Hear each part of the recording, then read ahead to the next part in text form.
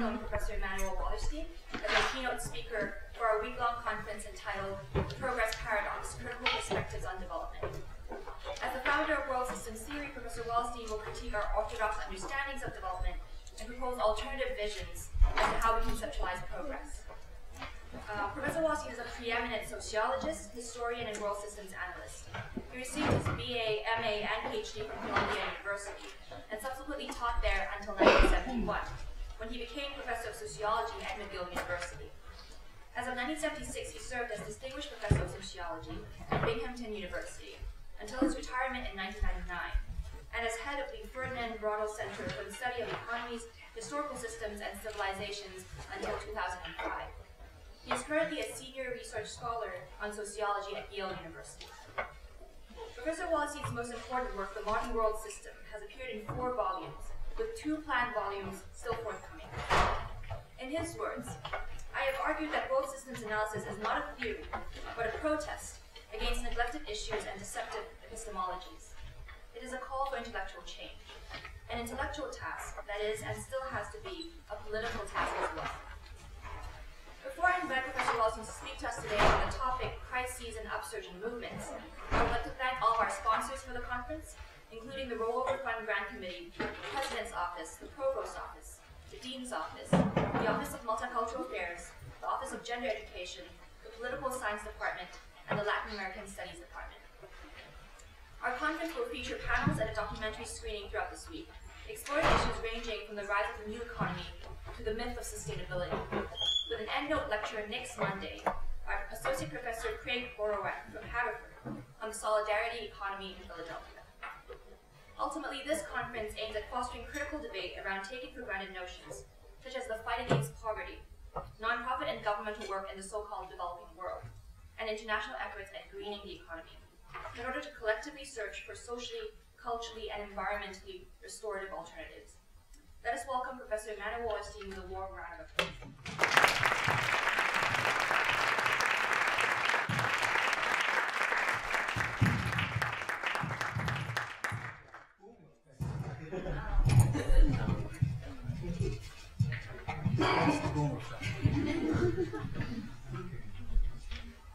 Alright. I'm delighted to be here, and I'm supposed to talk on crises and upsurge in movements. Well, first of all, the crisis didn't start yesterday. It started more or less in 1968. The upsurge has been pretty significant since then, but has had a specific extra boom in the last couple of years. To understand that, you can't start there. First of all, this is a worldwide problem. It's a world system-wide problem. And secondly, we have to go back in time. So I'm going to start in 1789. I'm going to jump forward to 1848. Then I'm going to come to 1968. And then I'm going to come to 2008, 9, 7, 8, 9, or so forth. And try to explain to you what's going on with the movements around the world. 1789, as you may remember, is the year of the French Revolution. And what's important about the French Revolution, this is my point of view, it's not the standard point of view. What's important about the French Revolution is not what happened to the French political system, because in the end, that's, you know, French Revolution.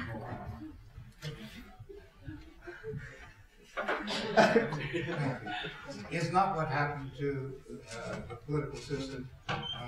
There was less change in it than people claimed, and not what happened to the economy, because it was long since a capitalist country, a part of the capitalist world economy for 2 centuries before that.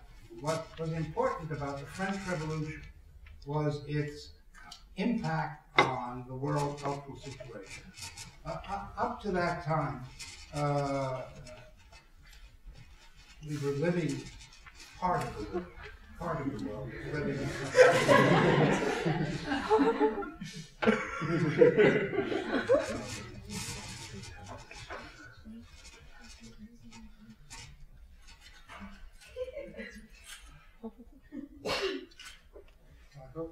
I hope people you send out to engage in solidarity activities have certain technical competence. Anyway, I was telling you what I think is important about the French Revolution. The French Revolution legitimated two points of view which had been there before, but not many people accepted. One point of view, one doctrine, was that change, political change, social change, is a normal phenomenon. It's not that people didn't think that change occurred before that, but they always thought of it as an abnormal phenomenon, and the restoration of the status quo ante was the normal thing. The very word revolution means coming back to the same place. Of course, we now use it in a totally different sense, but think about that. So we have the, but suddenly people accepted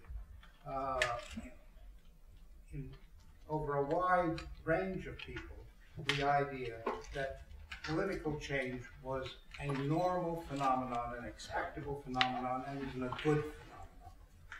And the second thing that people accepted for the first time had to do with sovereignty. Sovereignty, you know, is a doctrine that got invented in the 16th century, and it has to do with control of an area vis-a-vis everybody who's inside the area and vis-a-vis everybody who's outside the area. And the original idea was that the sovereign was the monarch. And that's what we call absolute monarchies. They were claims by the monarch to incarnate sovereignty.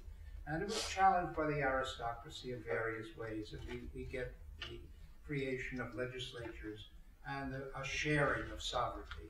What suddenly happened with the French Revolution was the statement that sovereignty belongs to the people. The people are sovereign. Now, if you think about those two things, they're extremely radical. Because if change is a normal phenomenon and the people are the sovereign, therefore they can decide on what changes can be made, this menaces all those who are in authority and power.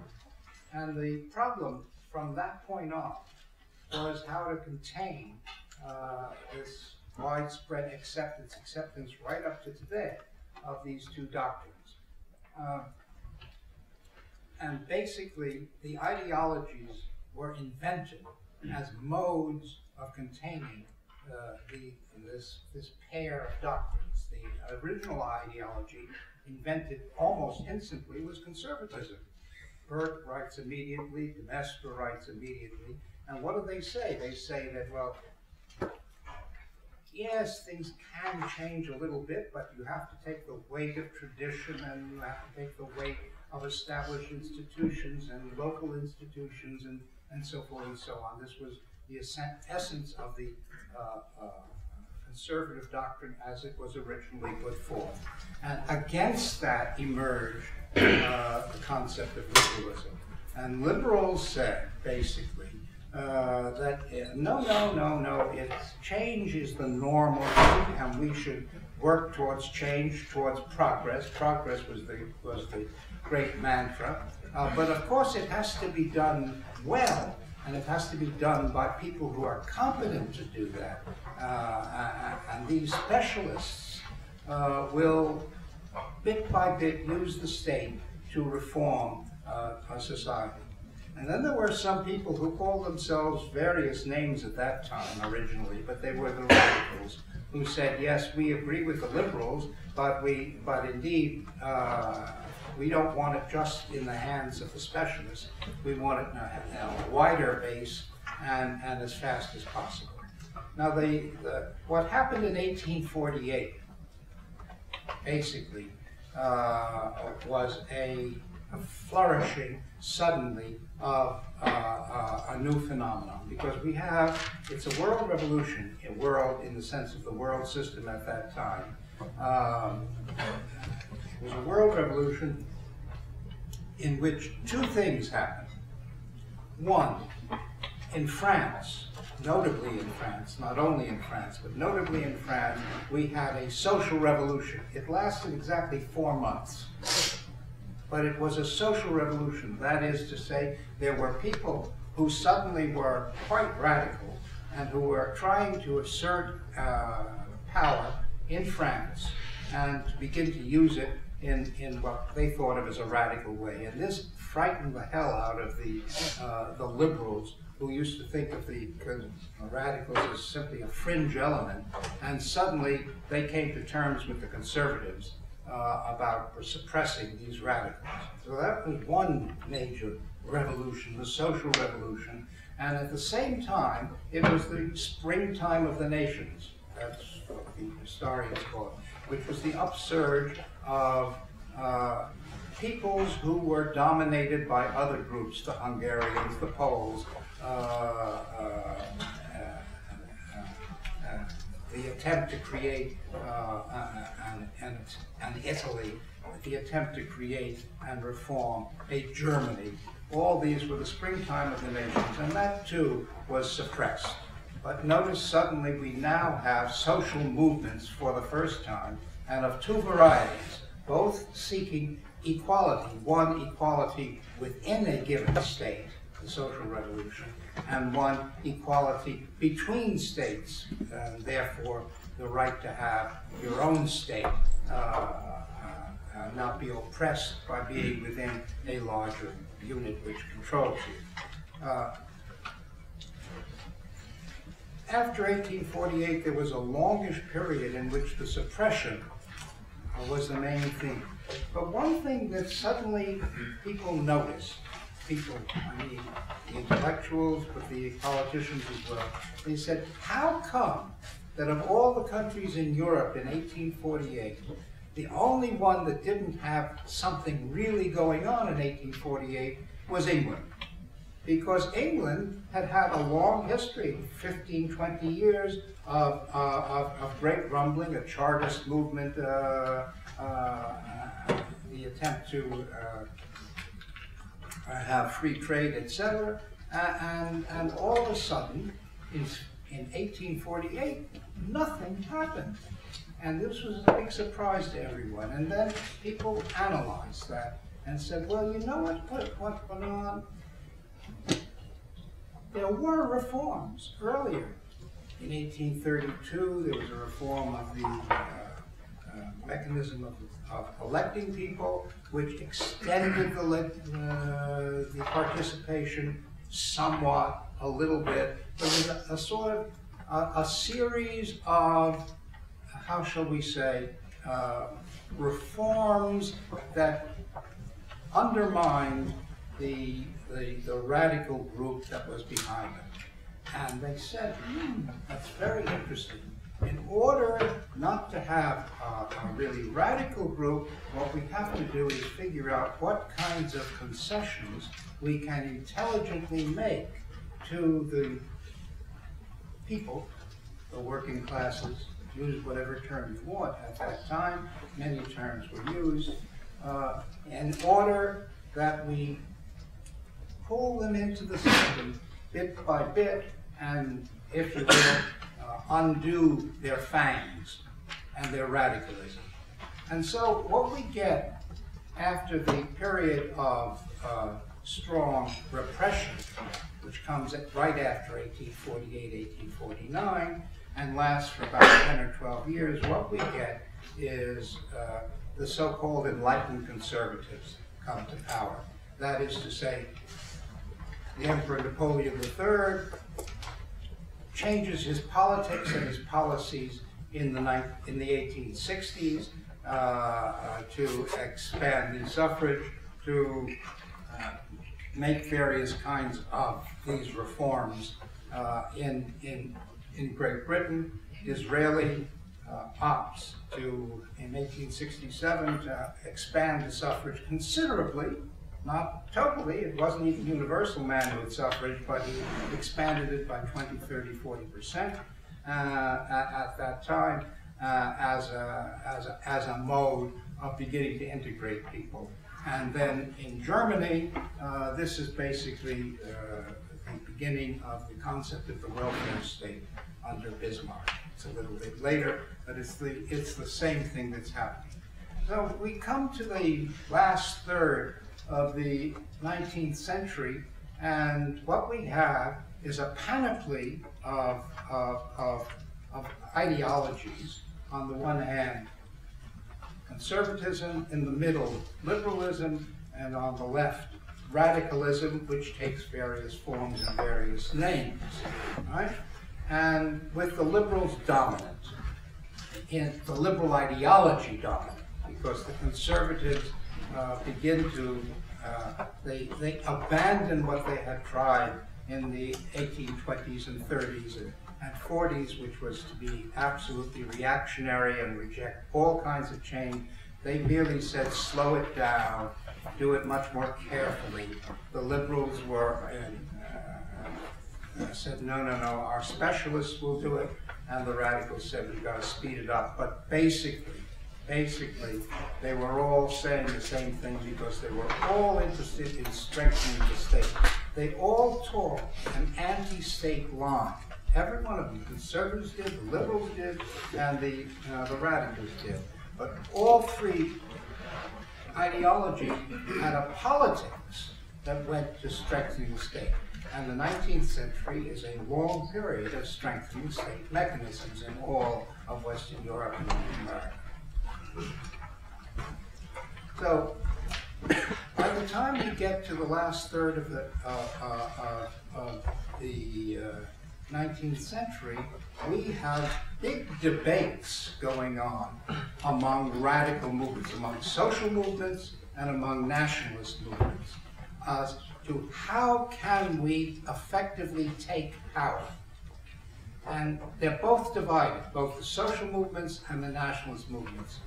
In the social movements, the big line was between what we call the Marxists and what were called the anarchists. And the Marxists said, basically, the only way we can come to power, because they're not, those people are never going to just give up power, is to organize, have a strong bureaucratic organization, a militant organization, and take state power. Because if we don't take state power, we can't change anything. And the anarchists said that's crazy.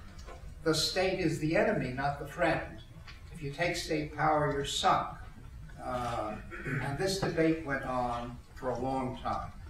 In fact, right up to the First World War and even beyond it. Among the nationalists, they had this parallel kind of debate. There were the nationalists who said, unless we get state power, either by secession or by taking over the state structure or forming a state, as in the case of Germany and Italy, we can't do anything. They won't let us do anything. On the other hand, the cultural nationalists said, that's crazy, that's not what's important. What's important is changing mentalities, changing the culture, making people into Hungarians who are Hungarian, and who can read and write the language and so forth and so on.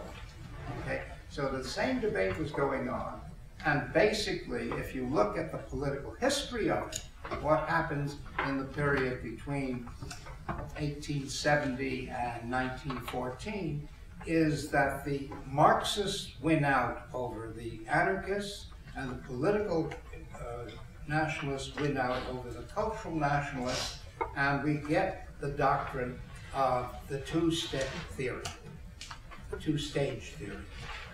The way to effectively transform the world is A, acquire state power, B, then you can change the world. Okay? So the object becomes acquiring state power. Incidentally, the difference between social democrats and what are later called communists is not about this at all. They both say the two-stage policy. It's only how do you get to how do you acquire state power? And basically, the social democrats, the Bernstein argument, but even Kautsky accepted it, is that you get state power by voting yourself into power. Because if we get universal suffrage, universal male suffrage. any serious talk of female suffrage at that time.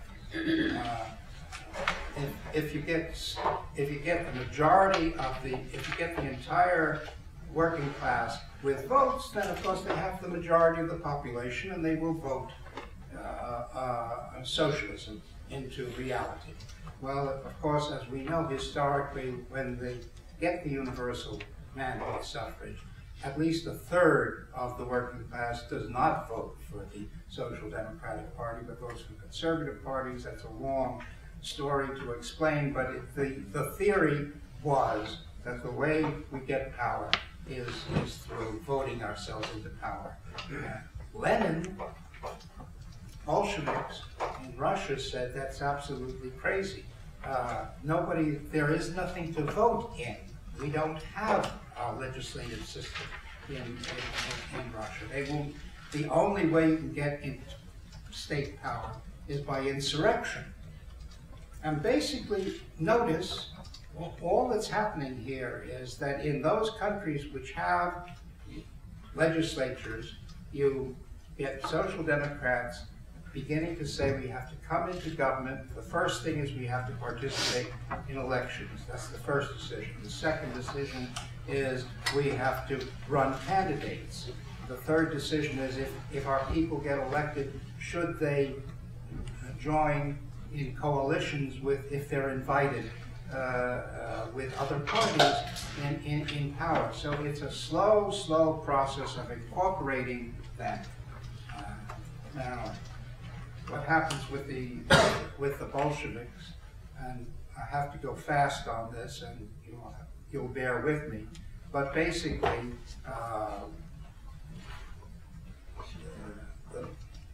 the Russian Revolution was a surprise to all and sundry, in the sense that everybody said in the Marxist movement worldwide that the first revolution has to be in Germany, because it's that was even crazy, because if you think of it as being the most advanced country, Britain was supposed to be the most advanced country, but they've given up on Britain. And Germany had a serious social democratic movement, so everybody said, yes, that's where the revolution will succeed. The revolution occurs in 1917 in Russia, in a state that has collapsed because of the war. People are rebelling against the war, for food, etc. And as one of the Lenin people famously said, power was lying around in the streets. And they seized that power. They seized that power and they came to power. And for the first year or two, they themselves were talking of it being a temporary thing, awaiting the German Revolution. But the German Revolution never came. And they had to make some decisions. And the decision was a radical shift in policy. Suddenly they talked about socialism in one country, something nobody had ever conceived of before.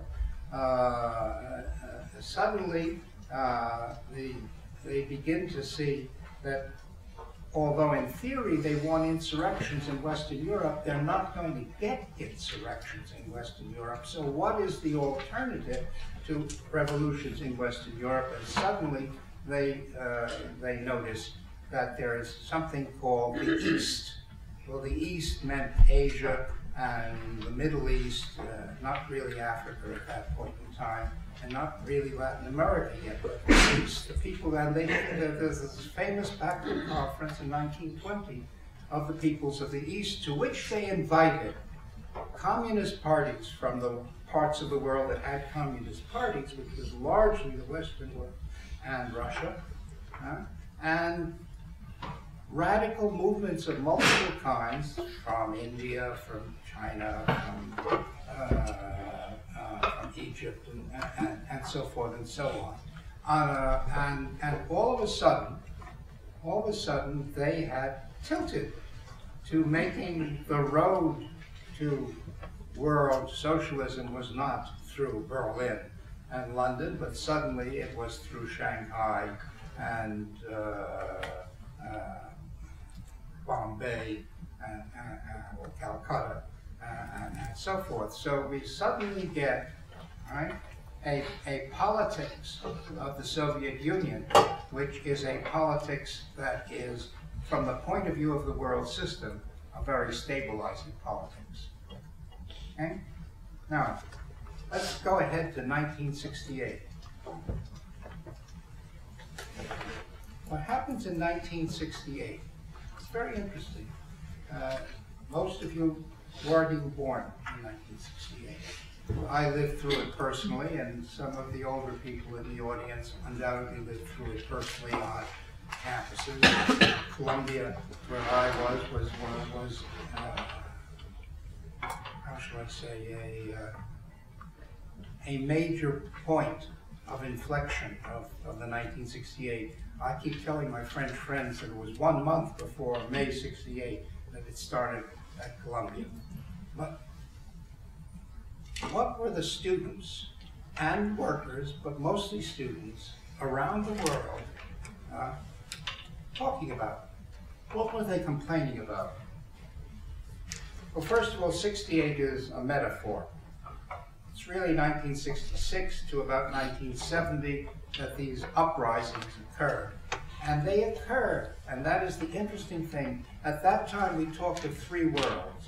We talked of the West, the East, the capitalist West, the socialist East, and the South, the third world. Third world was the expression of the time. And the interesting thing about 68 is that there were uprisings in all three parts of the world. And the local issues are obviously very different everywhere, but there were two themes that ran through everywhere in the world system, in the 68 rebellions.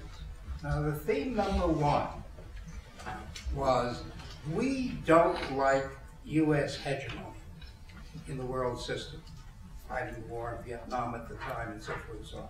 We're against that very strongly. And we don't like Soviet collusion with U.S. hegemony. Now, this theme gets expressed in different ways, but across the world. The Chinese actually, at the time, express it very clearly by their theory that there are only two groups. They're the two superpowers and everybody else. And the struggle is between the two superpowers, they say, and everyone else. This was the plague on both your houses, so that theme, of course, comes up in the United States. You just have to read the early statements of the Students for Democratic Society. The theme comes up in Western Europe. The theme comes up in Latin America and elsewhere. We don't like the U.S. hegemony, and we don't like Soviet collusion with it. That's theme number one. It's repeated. And the second has to do with what we call the old left. Now, who are the old left? The old left are the two varieties of social movements, communists and social democrats, right? And national liberation movements. The national liberation movements are in the third world. And notice this. Between 1945 and 1968, the anti-systemic movements, the old left, who had made those decisions in the late 19th century about the two-step policy, they almost everywhere succeeded in step one. 1/3 of the world was governed by communist parties. It's true that some of those communist parties come to power largely because of the Red Army, but that's beside the point at this point. 1/3 of the world is governed by communist parties.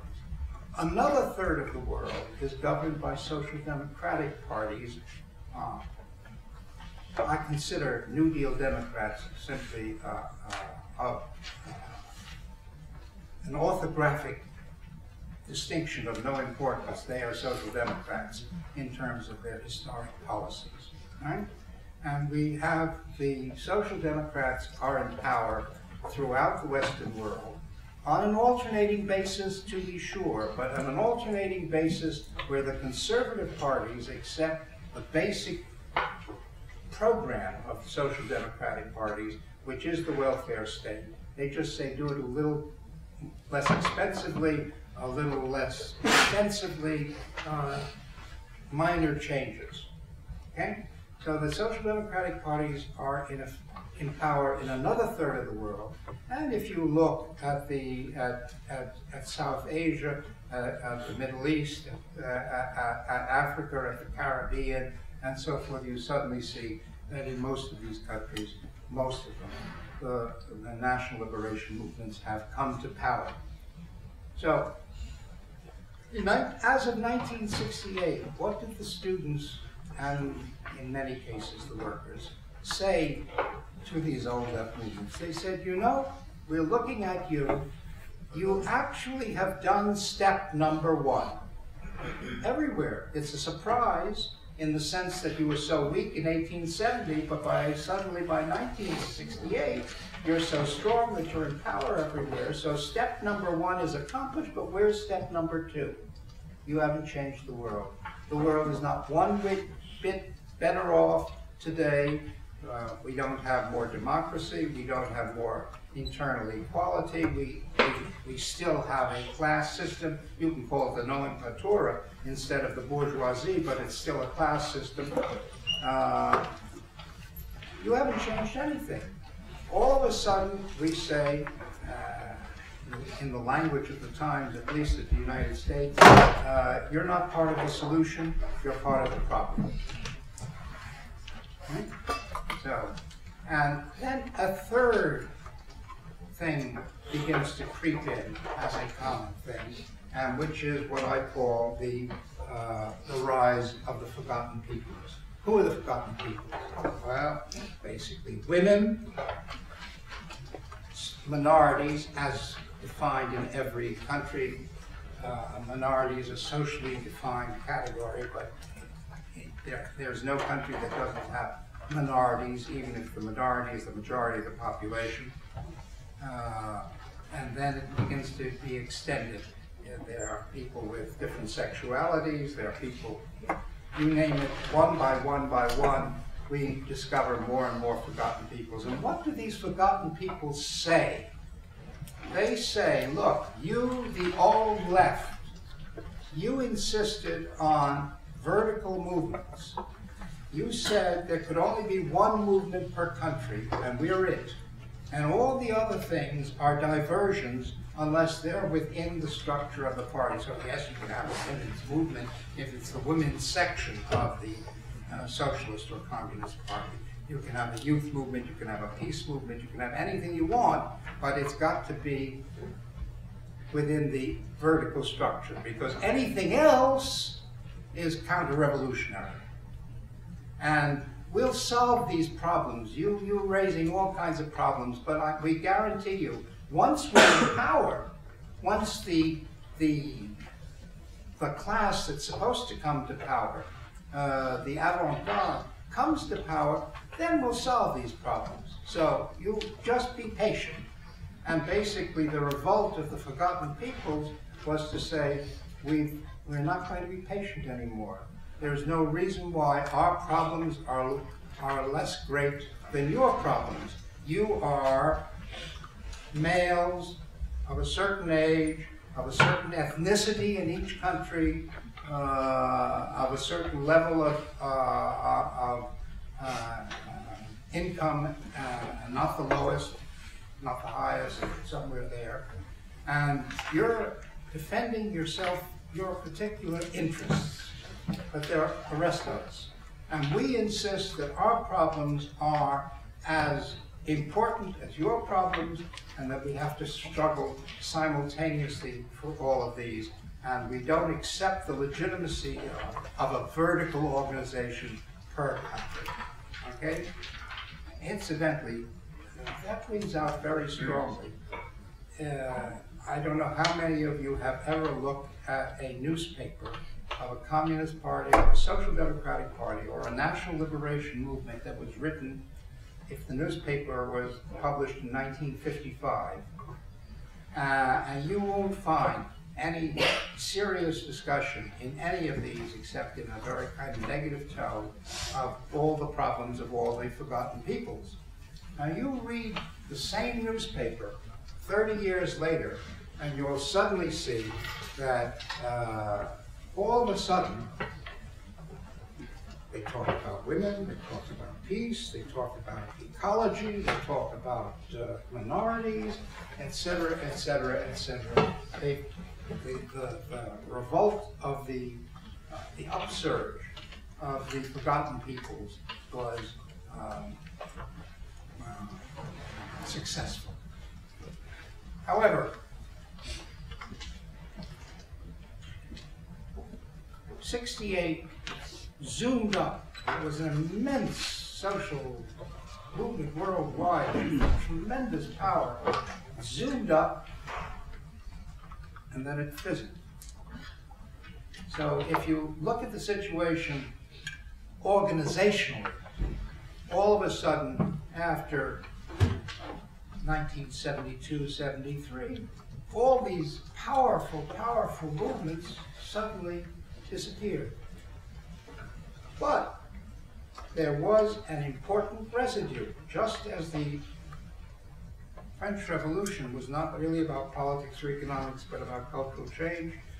Turns out 68 was about cultural change. What it did, basically, is say, look, the hegemony of the centrist liberals, the fact that the conservatives and the radicals are just sort of avatars of the centrist liberals, that's over. It's just over. We no longer accept the legitimacy, the unique legitimacy of a centrist liberal position. Okay?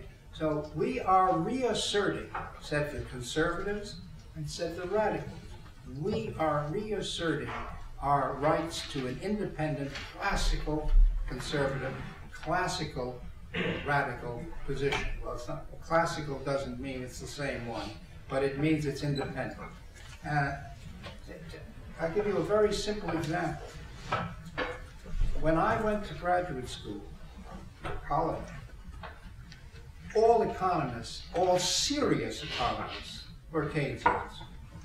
In the United States, in Great Britain, they were all, right, which was a typical centrist liberal position.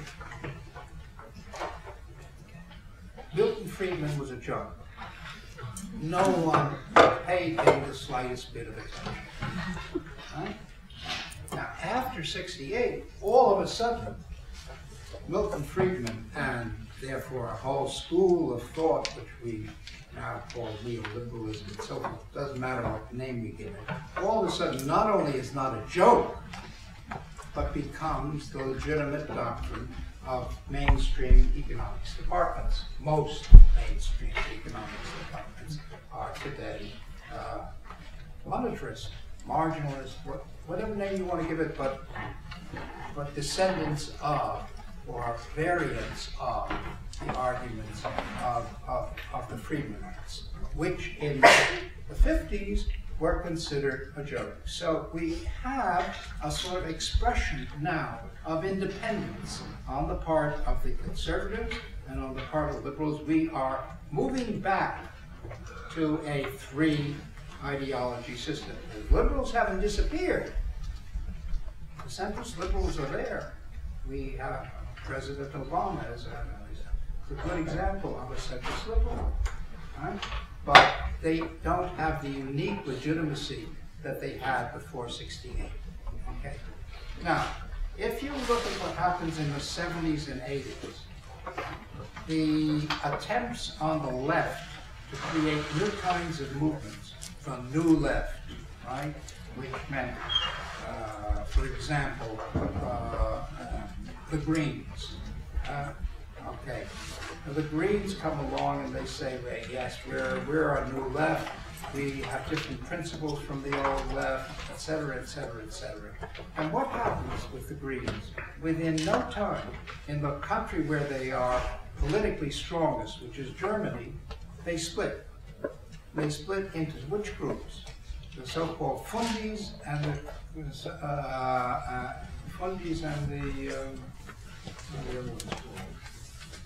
In any case, I've forgotten the name, but it's basically the same split that occurs that had occurred 50 or 75 years before in social democrats.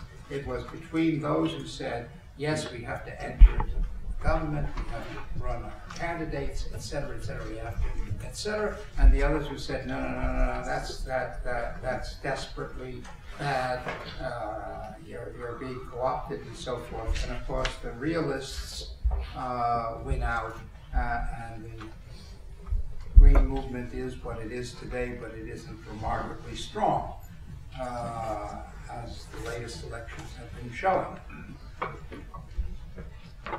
The radicals in the 80s, 70s, 80s don't do well. The conservatives do very well, right? It has to do with the emergence of neoliberalism, of the Washington Consensus, of the pressure, pressure on, since you're interested in development, the pressure on countries to abandon what was everybody said was a good idea in the 50s and 60s, which was national development, internally motivated and internally structured, to a new policy of production for the outside, which meant that absolutely everything was that had been preached by the United States and by the Soviet Union in the 50s and 60s, and by the national liberation movements in the 50s and 60s about national development, all of a sudden became false. And all these countries were told there is no alternative, the famous statement of Mrs. Thatcher, there's no alternative to what? To opening your frontiers to the free movement of goods, one way, free movement of capital, not the free movement of labor, fire half your civil service, reduce the monetary expenditures on schooling and so forth and so on, and privatize industries or any productive enterprise that had been run as a nationalized institution, et cetera, et cetera, et cetera. And they were very, very successful. Country after country after country had its arm twisted in this way and yielded, and yielded. And what happens is the last one that yields, the last one that yields is the Soviet Union. Right? Now,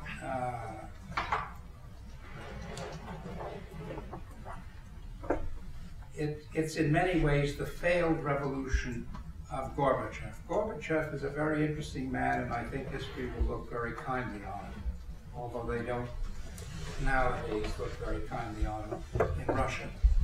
But he managed to transform the system slowly without a reactionary takeover by the old guard. And he failed at the last moment because, well, I don't want to get into a side discussion on what happened in the Soviet Union, but he wanted to turn it into a social democratic state. But he wanted it to be the Soviet Union. He didn't understand the strength of Russian nationalism. That was his real weak side. In any case, we get the collapse of the Soviet Union. Collapse of the Soviet Union is unexpected. That's the first thing to be said. If you find me 5 serious people who in 1985, whether they were on the far right, the far left, or the center, who said that the Soviet Union is going to like that, and in a relatively bloodless manner, you're doing very well. There aren't 5 such people, right? The idea on the left was it was irreversible, and on the right was it can only be overthrown by some kind of military action. But but by itself, it collapsed suddenly, and then people had to say, how shall I say, talk about it, create an official line. The U.S. is very, very slow. If you look back at U.S. actual policy between 1989 and 1991 to push the collapse of the Soviet Union. Actually, the U.S. policy was we wanted to hold together. The U.S. doesn't succeed in that. And so all of a sudden you can say, oh, the U.S. has won the Cold War. That was Reagan's doing, etc. Well, actually wasn't Reagan's policy. And secondly, it's the triumph of liberal democracy and so forth, which is now going to be eternally valued everywhere in the world. Well, so we get an official line that we won the Cold War. Actually, we lost the Cold War. We lost the Cold War because the point of the Cold War was not to win it or lose it, but to have it there as a permanent standing phenomenon. That's what made possible U.S.-Soviet collusion. Anyway, I don't want to get into the geopolitics of it because I want to concentrate on the movements. So all of a sudden, collapse of the Soviet Union. Enormous disorientation on the world left. People, how shall we say, they saw one defeat after another, but to have the Soviet, even if they didn't like the Soviet Union on the left, it was a shock that the Soviet Union simply wasn't there anymore. And for about 5 years, it was tremendous confusion and tremendous discomfort. And on the right, there was this sort of glowing, how shall I say, self-satisfaction, particularly within Russia. It's interesting, I can give you a small anecdote. A friend of mine, a Frenchman, who had been very strong on democracy, human rights in the Soviet Union, pushing for that for years, goes to Russia in '92 or '3. He says, "My God, these people are going too far." And this is coming from someone, I won't give you his name, who is renowned for his strong anti-communist position. Okay, so we had this very strong push that way. And what happens? After about 5 years, in all the ex-Soviet bloc, where the Communist Party is no longer in power, I'm not talking about China or Vietnam or Cuba, I'm talking about Russia and all the Eastern European countries.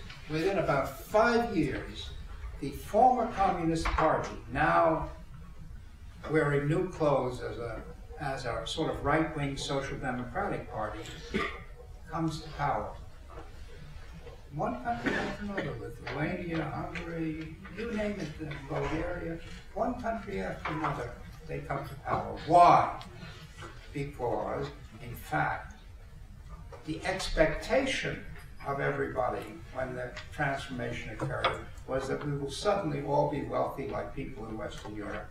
And far from being wealthy, their economies were in a mess. And all of a sudden, the magic of the '89 moment passes, and we now begin to get the counterattack from the left. Okay. So where does that counterattack begin, and in what form? I always date it as of January 1, 1994. I don't know whether that date means anything to you. But January 1, 1994 was two things. First, it was the date on which the North American Free Trade Association Act goes into effect in Mexico, the United States, and Canada, and NAFTA. Okay? And it's the date of the uprising in Chiapas of the neo-Zapatistas who take out their meager arms and in San Cristobal take over the city hall and so forth. That lasts for 3 months. Right? The Zapatistas are a new phenomenon. Because what do they say? They say two things. First of all, it's no accident that they picked January 1, 1994 as the date of their uprising, because it was a protest against NAFTA. But we don't want power in the Mexican state. We are not an old left movement seeking power in the Mexican state. It doesn't interest us. What we want is the self-determination of our people, our ethnic group, our local people, locally. We want power back to the base, right? And how are we going to get that? Well, they tried negotiations with the Mexican government. Those negotiations, there's a long history of that, they finally all failed, fall down. But to this day, this is 2012, the Mexican army has felt restrained about using the fullness of its force to try to take over the areas that the Zapatistas actually control.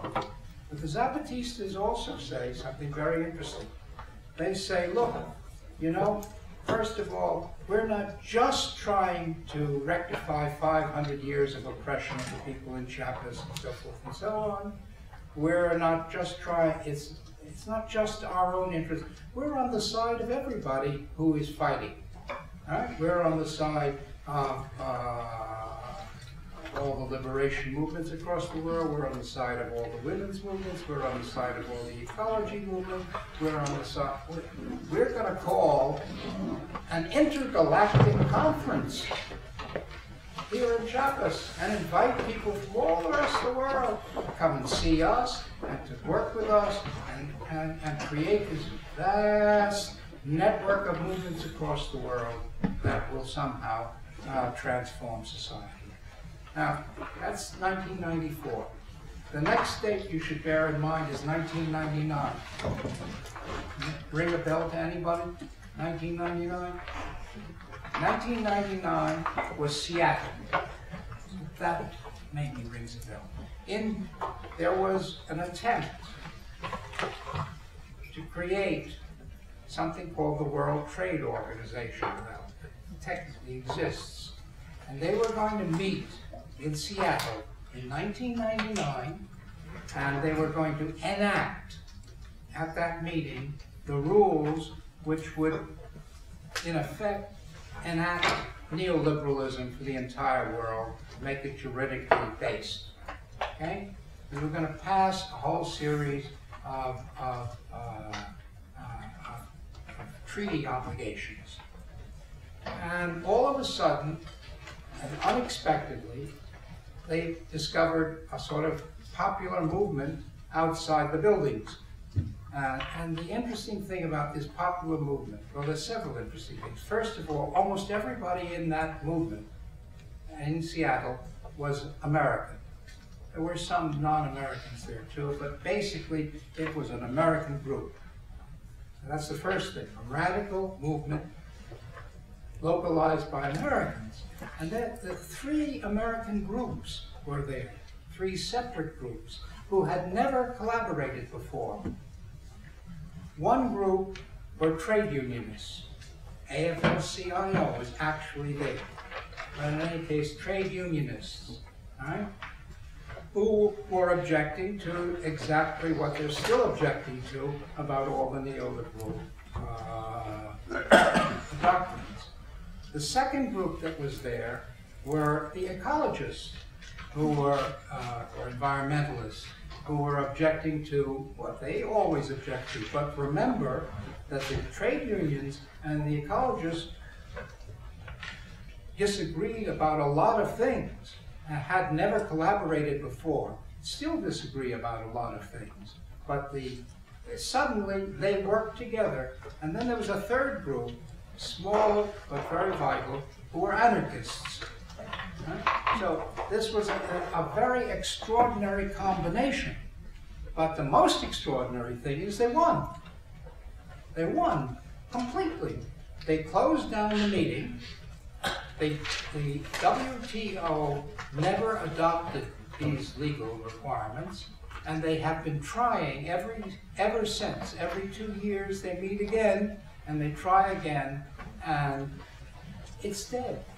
The whole WTO idea of enacting neoliberalism as a treaty binding all these countries died. And there's no way it's going to be revived. The WTO is a shell today. It's there, technically, but it doesn't have any real political meaning. So that's 1999. And now I move forward to 2001. Somewhere in the 1970s, something called the World Economic Forum at Davos was invented. It was part of a whole series of measures being used to unify establishment policies throughout the world. Basically, the Davos meeting, which is actually run as a business, that in itself is extraordinary, is attended by heads of corporations, press, politicians, celebrity figures, etc., etc., etc., right? Who come, pay an enormous amount just to be there. You and I could not afford to attend one of those meetings. And they meet every year. What do they do? Well, actually, they have lots of informal discussions among themselves. And they iron out differences, and in effect, it's a meeting ground of the more conservative forces in the world. And they've been meeting every year. And all of a sudden, some people decided we're going to sort of do a Seattle on them. We're going to surround them. And they tried this, but, you know, Switzerland is a small country, it's mountainous, it's not so easy to do this. And so, moderate success. And then the World Economic Forum, so these people started doing other kinds of meetings surrounding it. What did these people who control these meetings do? They began to move to places where it was difficult for protesters to protest. High up in mountains, in small countries that wouldn't let anybody else in, etc., etc., etc. They ran away, basically, in order to continue the meeting. And then the people who were trying to boycott them said, you know what we should do? We should create a World Social Forum, which would be the counterpart to the World Economic Forum. And we would do this on the following basis. Well, the first such World Social Forum was held in Porto Alegre in Brazil in 2001. Okay? And in 2001, the people who attended, well, it was convened by a group, a combination of 7 or 8 different kinds of left organizations in Brazil, plus the movement in France called Attac, sort of sponsored this first one. And they hoped they could get 5,000 people to come. They got 10. They were surprised themselves. And from then, it started to zoom up. The next year, they got 40,000. They've reached 200,000 at various of their meetings. And then they decided, well, we're not going to just meet in Porto Alegre in Brazil. They picked Porto Alegre in Brazil because it was the south, not the north. And that was a symbolic thing, but the north was invited. and it was originally largely Latin American. First year was Latin Americans, French, and Italians, sprinkling of others. By the second year, you got lots of people from the United States and Canada, you got people from other parts of Europe, and you begin to get people from India and South Africa, and so forth. And so the World Social Forum has been meeting first every year, now every 2 years. They've tried to hold meetings in held meetings in India, held meetings in Africa.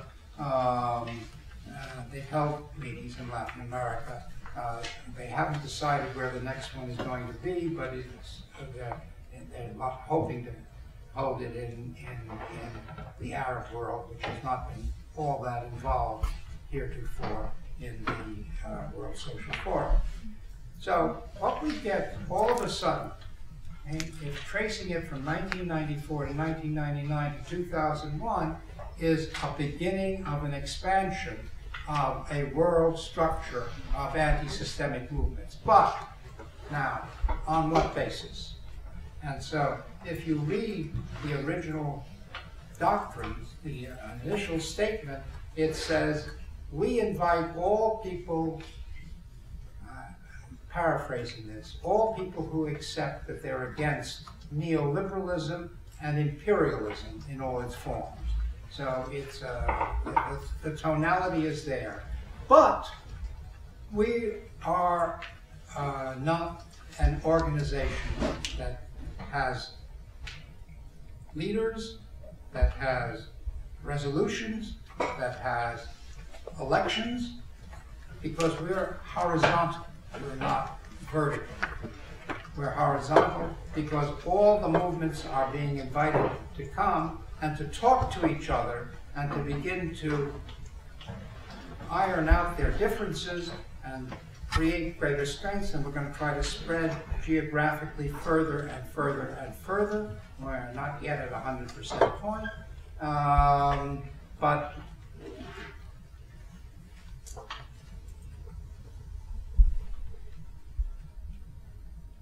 we're horizontal. Now, all of a sudden, and this comes now to the divisions within the left, the world left, right?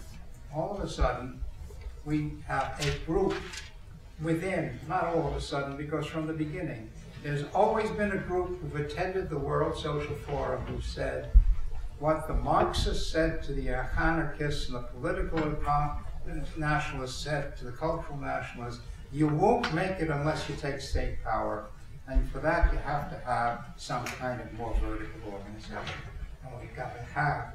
And the horizontalists who have prevailed up to this point have said, if we do that, what we'll do is we'll narrow our base, we'll become sectarian, and we'll have the same fate as the old left. We don't want a new international. Okay? Now, development. That's a very interesting word because, as I say, in the 50s and 60s, everybody was for development. And all of a sudden, in the 70s and in the new line, the word development recedes into the background, and into the foreground is the word growth. Okay? And all of a sudden, we see new divisions on the left. If you look, the most striking case is Latin America. Latin America, for a whole series of reasons, in the first decade of the 21st century, elected left-of-center governments. I use the word vaguely, left of center, but they were definitely seen as left movements of various varieties almost everywhere.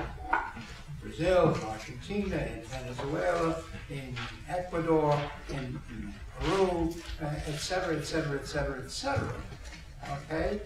And at the same time,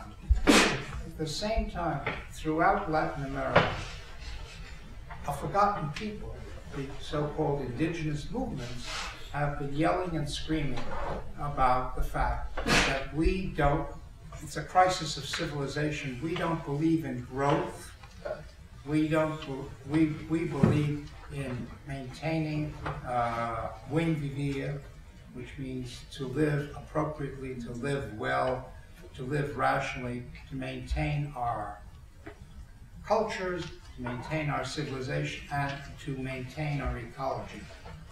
Okay? In every single Latin American country which has a left government, there is now an ongoing struggle between the left government and these indigenous movements. That's true of Brazil, that's true of Argentina, that's true of Paraguay and Uruguay, that's true of Venezuela and Colombia, and Colombia is not a left government, but anyway, it's a little more left than it used to be. And Peru and Ecuador. And it's a ferocious battle. And it's true of Bolivia, which became the classic case of the indigenous populations coming to power with the election of the president of Bolivia. But even there, right, the same thing, because the governments say, what the governments say is, we are poor countries. If we do not grow, there's nothing to redistribute to anybody. So we have to come to terms with mining companies, with this and with that, and allow areas which were forests or other things, but have valuable things beneath the soil, to be developed. And the indigenous movements say that's exactly what the old reactionary governments used to say. Your policies, in effect, are no more to the left than the old right-wing governments that you replaced. And you are trying to destroy what we have and what we wish to build and what we wish to assert. To which point the governments say, you see, you are reactionaries. You're serving the interests of the United States and the right-wing forces within our country who want to overthrow the left-wing governments, and they're at each other's like that. Okay? So, where does that leave us? Well, I promised you 2008 plus. Let me just talk briefly about that. 2008, 7, 8, 9 was the so-called crisis. But it wasn't the so-called crisis. The crisis has been going on since the 70s. It's simply the last of a series of bumps in the world stagnation through which we've been going. But people suddenly got caught up sharply because it took such a strong form in the United States and then in Western Europe. And suddenly people say, oh my goodness, there is an economic crisis. We have to do something about it. And of course, what do we have to do about it? We have to somehow figure out the way to grow. Okay? We have to develop our countries further. So there's a debate between people who say you grow by cutting taxes, and people who say you grow by giving money to banks, and people who say you grow by this or that way, but they all want to grow. Right?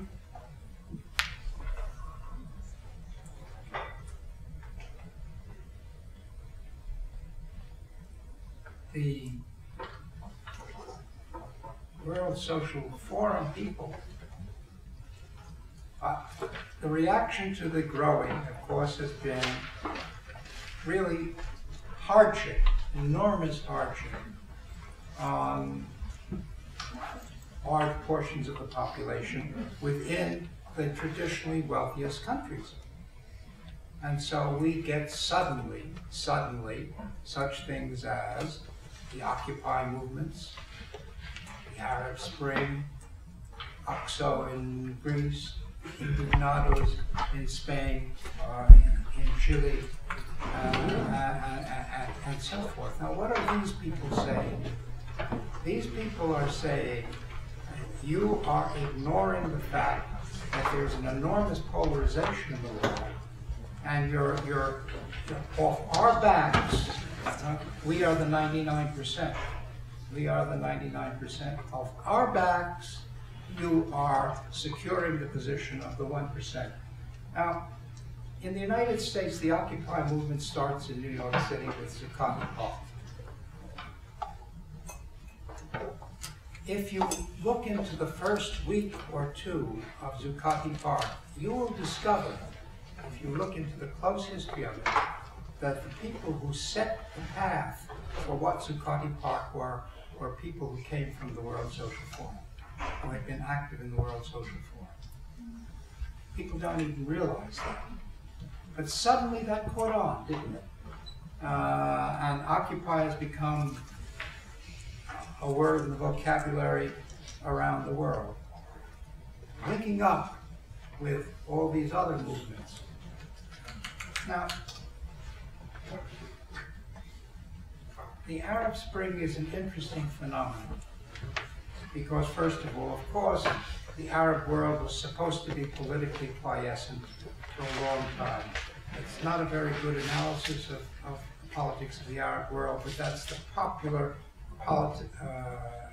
expression in the world's press. And all of a sudden, we had, first in Tunisia, then in Egypt, this massive uprising against cruel, despotic, corrupt dictator who had been lavishly supported by France, by Britain, by the United States, and so forth and so on. And people rebelled against that, okay, and overthrew it. Now, what do conservative forces do when they see an anti-systemic movement that is the spirit of 1968, which it was in the beginning? Well, Egypt is a very good example of what they do. There are two things you can do. You can hit the people over the head hard, and that's, in a number of countries, that's being done. Or you can join the movement in order to take it over, which is what happened in Egypt. The military said, oh yeah, we're on your side, we'll force this guy out, and now we'll be in power. And we'll be in power, we're really the same people. We were in power before, we'll be in power now, and so forth. When you look or try to interpret what's going on in the Arab world, remember there are three things going on simultaneously. One is the spirit of '68, and it's there, and it keeps coming up. The second is geopolitics. Every country in the world is frightened stiff of what's going on in the Arab world. There is not a single government, neither the United States nor China, nor Great Britain, nor South Africa, you name the government, that isn't frightened about this '68 upsurge and doesn't want it to go on. But they all have to play their geopolitical game and try to push their friends and push out others. Okay? So we have to analyze that in Syria today, or in Libya yesterday, the geopolitics of various participants. Then, if the government is actually changed, if you get the downfall of a particular regime, there are a whole series of people, the politics of succession, not secession, succession. Who takes power next? And there's a big fight going on about who takes power next and what the consequences are, and whether that's at all within the spirit of '68. And then there's the third group who are attempting to transform the world in different ways. Well, I think I will stop there. What I've tried to do is show you, without discussing, because I won't have all time, the evolution of the world system as a world system and what's going to happen over the next 50 years and so forth. I've just concentrated on the patterns of the movements. The movements are a very strong force today. They are a force who are questioning what development means, and whether development means growth or a relatively more democratic and relatively more egalitarian world, and how you get there.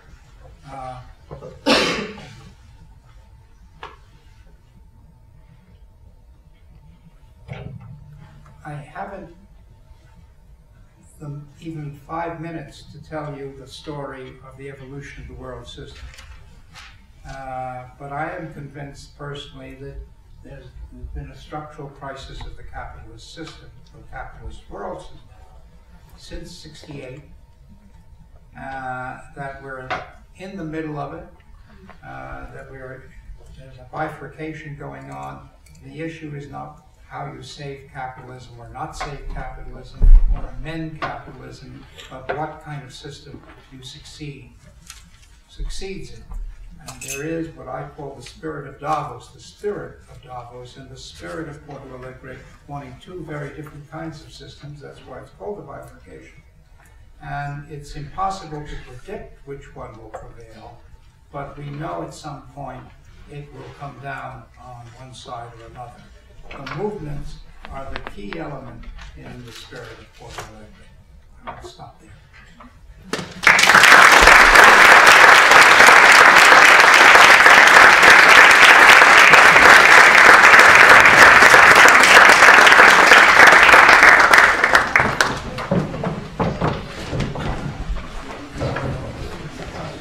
Thank you very much for another talk, Mr. Wallerstein. I think because of time, it's almost 8:30. We'll have around 10 to 15 minutes left of it. So if anyone has questions, please.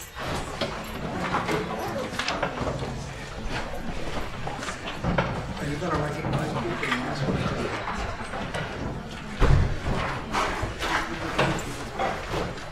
Okay. Yes. Just talk up.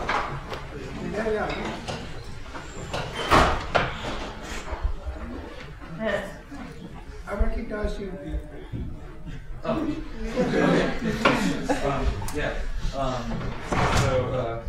First Wallerstein, I've done some reading. We've read about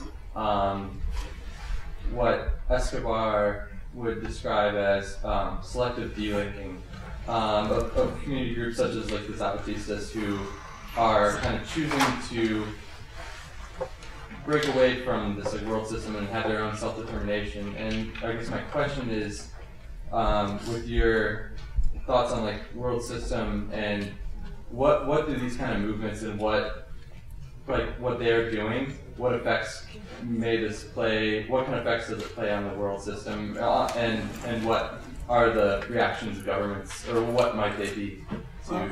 I don't think you can de-link. Nobody has the power to de-link.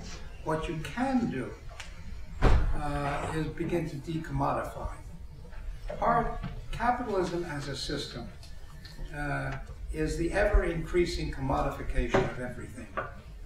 Okay?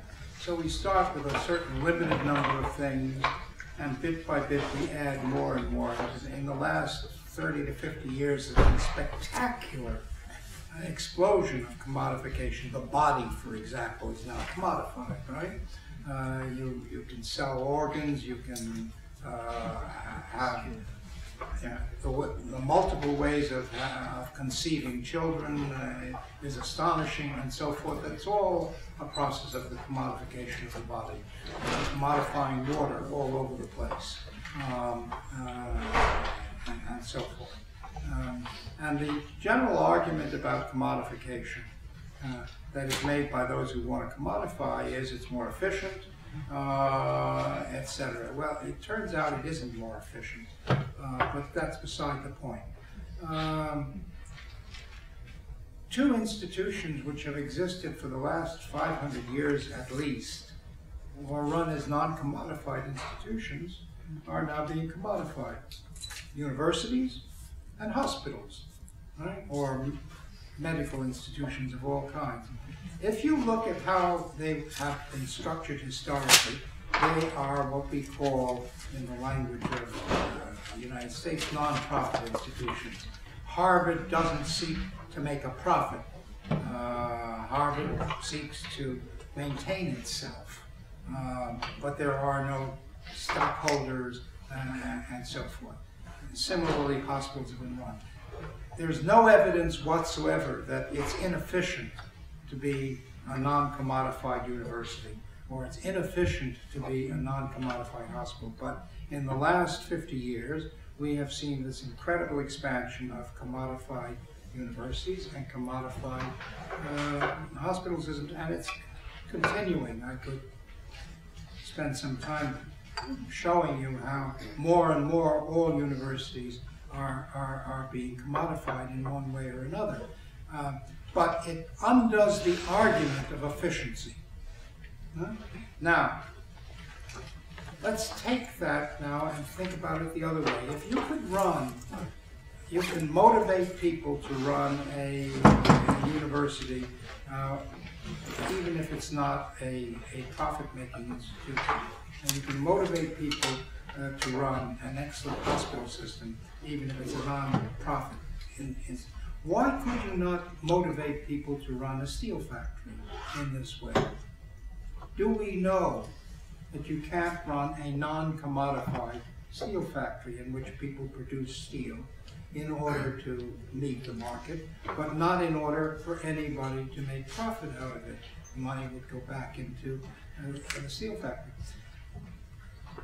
At a point in historical time where steel factories and all sorts of other things are being closed down because they are not profitable, one of the possibilities that you, at a social level, that you could think of was decommodifying them.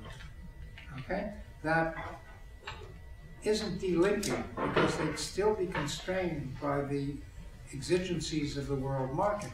But it's a question of what would motivate people who are in positions of responsibility in these organizations to do well.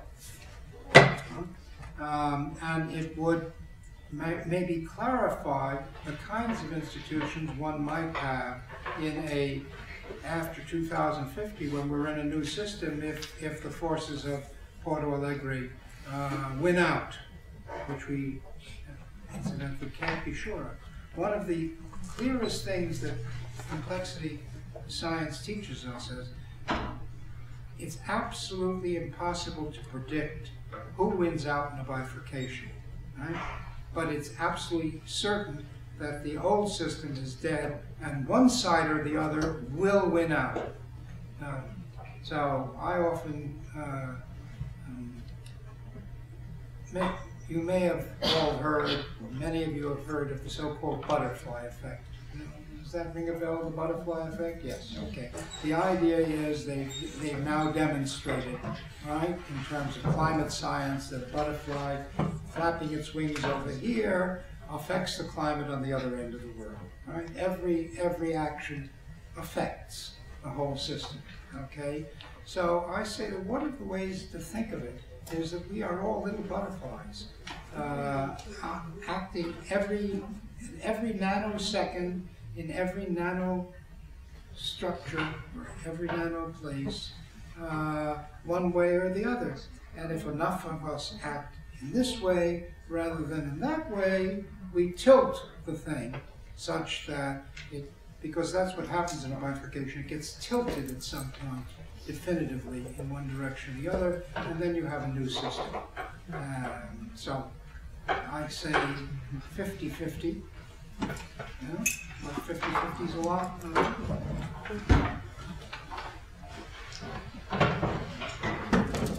Yes. Thanks so much for coming out. I was wondering how your account of the world system will be complicated by, say, the inclusion of China. I mean, both in '68 and the present system. And Maoism was a major part of '68 in France. Important question. Okay. First, China '68. I consider the Chinese Cultural Revolution, 66 to 70 more or less, as part of the World Revolution of '68. fact, a very important part, because it becomes a model for many people. All those Maoist parties that suddenly surge up everywhere and don't survive the collapse of Maoism in China had its effect. But China took a different path, right? And China took the path, basically, of trying to engage in economic growth through a rather controlled system. And they said we have to hold the country together. That's very important. So we have to have a very strong communist party and not allow any kind of, basically, any kind of dissent. Something that was reinforced just a week or two ago with the more or less disgrace of Wallerstein, who is called a neo-Maoist, incidentally. And China has been wonderfully growing in the last 10, 15 years, more or less. Of course, she's not alone. There are the so-called BRICS. Brazil has been doing well. Russia's been doing fairly well. India's been doing well. The fifth, South Africa, not doing all that well, but the smallest one of the BRICS. Now, yes, at one level, since in the history of the capitalist world economy,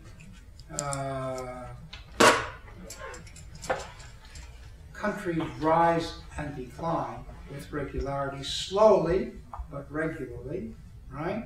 The shift of location of the, how shall I say, the most effective economic forces has been steady. And this time it's moving. I mean, it moved from the United Provinces, which we now call the Netherlands, more or less, to Britain, to the United States, and it seems to be moving to Japan and then to China and so forth. Okay, and then maybe also to India. I don't think this is a solution to capitalism. This is the normal thing that's happening within capitalism, but it's not solving their problem because it's making it actually worse. Capitalism as a system depends on the ability to move surplus value very heavily from 80% of the world's population to the other 20%, who I break down to the 1% and the 19%. I had those figures long before we talked to the 1%. Right? I always said there's 1%. These are, of course, mythical figures in the sense nobody has the real statistics, but there's a 1% who are really getting a large portion of the surplus value. There's 19% who are sharing significantly in it or improving their position. And there are 80% who are being basically getting worse and worse as time goes on. Now, that assumes, right? And the second thing to say is from 1500 to 1950 or 1970, these percentages remain roughly the same. The problem with the growth of China and India is it's too many people. And trying to move something to cover 19% of their population, right, means that worldwide what we're doing is thinning out the distribution of the surplus value. And it becomes, it adds to the fact that you can't reproduce the situation of the endless accumulation of capitalism. So, and we see the BRICS are already beginning to get into trouble with their growth. I think we'll see some strikingly difficult things in the few years ahead. So, I mean, I also don't think China can even think of doing it alone. It has to come to terms with Japan and Korea. I've written on that. So I think of it as Northeast Asia as a locus of strength, and it is a locus of strength, but it's not saving capitalism, it's undermining it because it's a locus of strength. So I guess because of time, probably we will take one more question if there are any. Okay. Mr. Wallerstein, you spoke about people like Friedman being taken as jokes. Sorry, try that again. Yeah, you mentioned that Milton Friedman was taken as a joke when he started off with his neoliberalism policies. I was wondering how exactly did his views become sort of adopted by even large institutions like IMF and World Bank, and then from there they evolved into views of like certain privatization and SAPs in periphery countries. Well, and has that been a good thing? yeah. You know, out of the 1970s, I haven't even begun to talk about the fact that one of the regular cycles of capitalism, or what I call Kondratia waves, and you have expansionary periods and stagnation periods. As of the 1970s, we went into a stagnation period, and this seemed to undermine the premises of the Keynesians, because the Keynesians had been arguing, and this is not John Maynard Keynes himself, mind you, Marxists are not reflecting the views of Karl Marx, Smithians are not reflecting the views of Adam Smith, and Keynesians are not reflecting the views of John Maynard Keynes. Believe me, in none of these cases, all these people's names are taken in vain, and people should go back and read the originals. But let's talk about the Keynesians. The Keynesians in the 50s and 60s were arguing we've solved the problem of capitalism, and there's going to be indefinite upward growth, and the government will come in and adjust a few things here and there. Now, when we come to the 70s, it became quite clear that the Keynesians were wrong about that we don't have a steady upward growth forever and ever and ever, and a beautiful and everybody that's happily ever after. Okay? So the Keynesians were suddenly undermined, and the monetarists moved in and said, yes, because their theory is lousy, we've got a better theory. And all of a sudden, the political forces of the country rallied behind them, because this was a very useful kind of doctrine for trying to maintain the flow of surplus value from the third world, not toward the south, to the north, and specifically to the United States, but also to Western Europe. So the political atmosphere was correct. The Keynesians, just as 1989 seemed to undermine the position of the world left, so did 1970s undermine the position of the Keynesians, and there was a sort of gap. Monetarists moved into it, and they very aggressively, very successfully, very intelligently, I mean, intelligent in terms of their organizational tactics. In fact, you know, one of the interesting things you might notice is economists and the other social sciences, from the 1870s up until the 1970s, more or less, the way economists dealt with sociologists, with historians, with political scientists, etc., was the famous Ceteris Paribus. Other things being equal, this is the way the economy works. It was a kind of isolationist position. We don't want to take into account any of these variables because they don't matter. If you hold all them constant, here are the rules of the economy. As of the 70s, with the rise of the monetarists, they changed their political tactic. Instead of saying, we are isolationists and we ignore what you do, they said, we'll take you over. We'll take over political science, we'll take over sociology, we'll show you, Gary Becker says, I can explain the family better than sociologists can explain the family. All I have to do is use monetarist doctrines and prove to you how families operate. So all of a sudden, and they succeed with political science largely. Political science in the 50s and 60s was very into copying sociology, great friends with sociology. By the 70s and 80s, they renounce sociology and they adopt as their model the economists. So, you know, not all political scientists, not all economists, not all sociologists, but this was generally speaking. Okay, thank you.